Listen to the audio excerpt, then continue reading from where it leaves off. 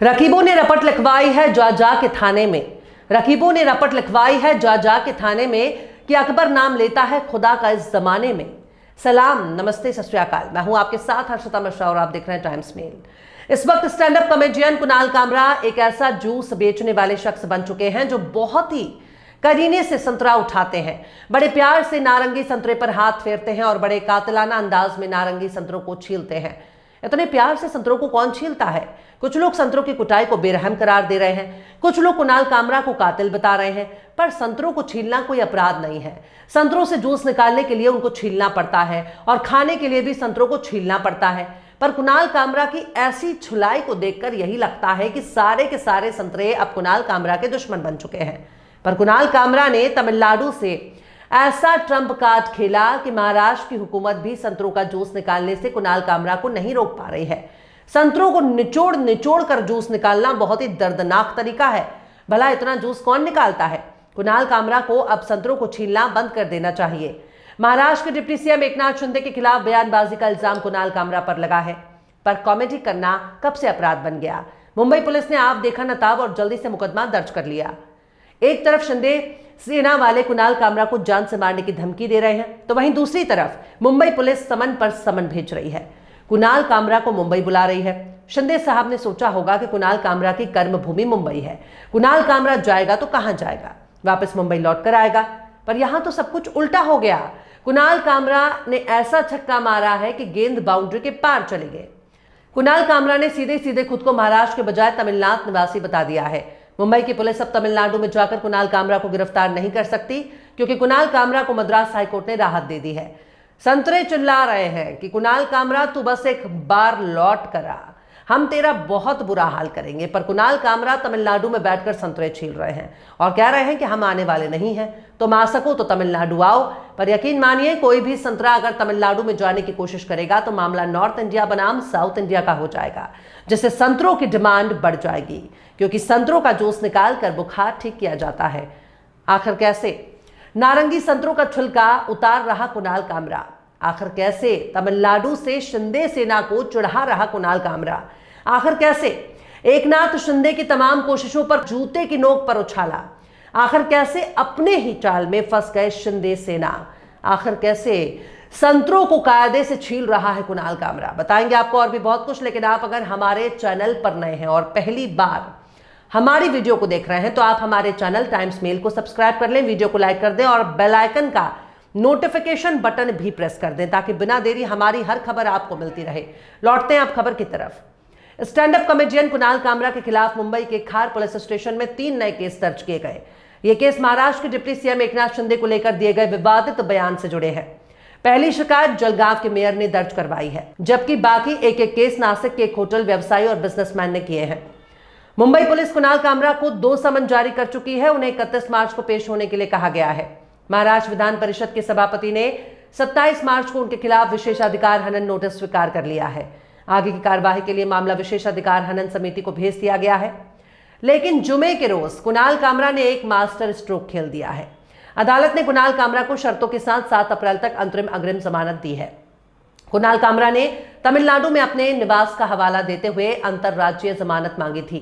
कुणाल कामरा ने मद्रास हाईकोर्ट में याचिका दाखिल कर बताया था कि वो फरवरी 2021 से तमिलनाडु से मुंबई चले गए। वो तमिलनाडु के निवासी हैं।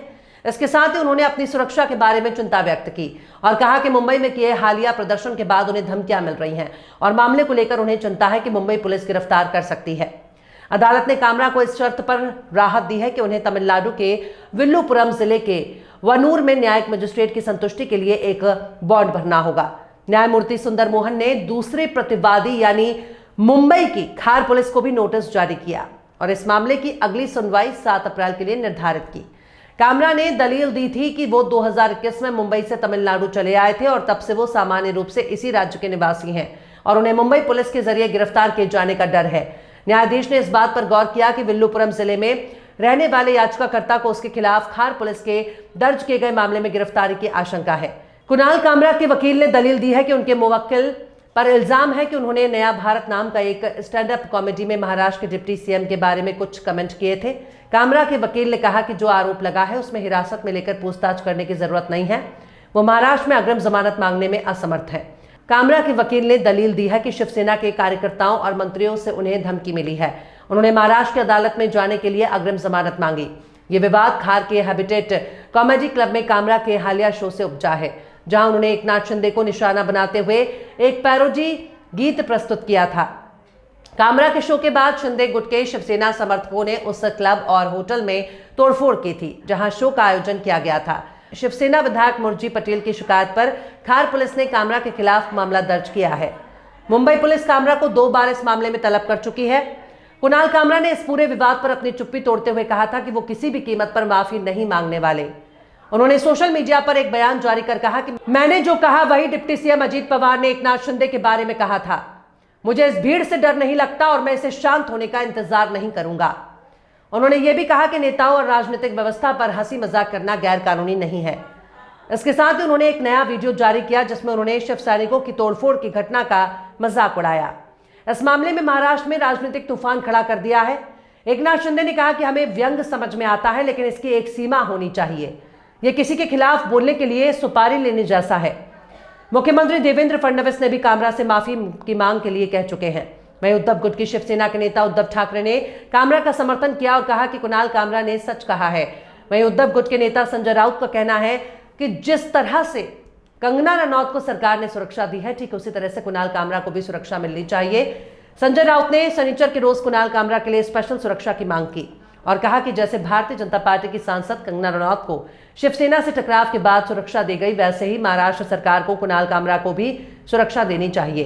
पर इतना तो साफ हो चुका है कि कुणाल कामरा ने मुंबई पुलिस और शिवसेना की राजनीति का तोड़ निकाल लिया है। वो इनकी पहुंच से बहुत दूर है। कुणाल कामरा ने तमिलनाडु में जाकर उत्तर भारत की जहरीली सियासत से खुद को सुरक्षित कर लिया है, क्योंकि तमिलनाडु में संतरों का कायदे से इलाज हो जाता है। कुणाल कामरा ने संतरों का इलाज कर दिया है। बहरहाल चलते चलते आखिर में मीर तकीमीर ने भी क्या खूब फरमाया है, अब करके फरामोश तो नाशाद करोगे, अब करके फरामोश तो नाशाद करोगे, पर हम जो ना होंगे तो बहुत याद करोगे। फिलहाल इस खबर में बस इतना ही। इस पूरी खबर को शम्स तबरेज ने लिखा है, जिन्हें आप ट्विटर पर भी फॉलो कर सकते हैं। ट्विटर हैंडल है @ShamsTabrizKasi। ये वीडियो आपको कैसा लगा कमेंट बॉक्स में जरूर से बताइए। वीडियो पसंद आए तो लाइक करें। हमारे यूट्यूब के वीडियो लिंक को फेसबुक, ट्विटर, व्हाट्सएप पर अपने रिश्तेदार, यार दोस्तों को भी शेयर करें। और बेबाक, निष्पक्ष, स्वतंत्र पत्रकारिता को सपोर्ट करने के लिए आप हमारे चैनल टाइम्स मेल को जरूर से सब्सक्राइब करें। और हाँ, बेल आइकन की घंटी वाली बटन आप जरूर से दबा दें, ताकि आपको हमारे आने वाले नए वीडियो की नोटिफिकेशन फौरन ही मिल जाए। फिर मिलते हैं किसी और वीडियो में एक नई खबर के साथ। हर्षिता मिश्रा को दीजिए इजाजत। जय हिंद।